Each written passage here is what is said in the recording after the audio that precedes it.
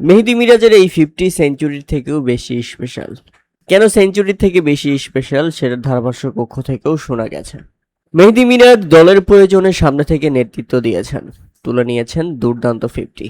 এটি মেহেদী মিরাজের টেস্ট ক্যারিয়ারের নিজের 12তম 50। 117 বলের ইনিংসে 5টি চারে 50 তুলে নিয়েছেন মেহেদী হাসান মিরাজ। মেহেদী মিরাজ যখন ব্যাটিংয়ে নেমেছিলেন তখন বাংলাদেশের ছিল না কেউ। শুরুটা করেছিলেন হাসান মাহমুদকে নিয়ে।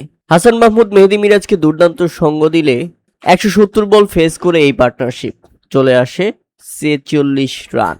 এরপর হাসান মাহমুদ যখন 92 বলে 14 রান করে প্যাভিলিয়নে ফিরে যান, তখন উইকেটে আসেন তাইজুল ইসলাম।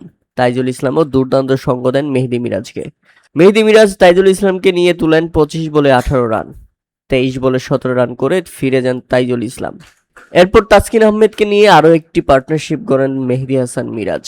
আর ততক্ষণে তাসকিন আহমেদকে নিয়ে দুর্দান্ত 50 তুলে নিয়েছেন তিনি। বাংলাদেশ টপকে গেছে 400 রান, লিড পেয়েছে 200+। মেহেদী মিরাজ বাংলাদেশকে পৌঁছে দিয়েছে অস্ট্রেলিয়ার মাটিতে এক অনন্য চূড়াতে। সত্যি মেহেদী মিরাজের এমন পারফরমেন্স আমাদেরকেও চমকে দিয়েছে।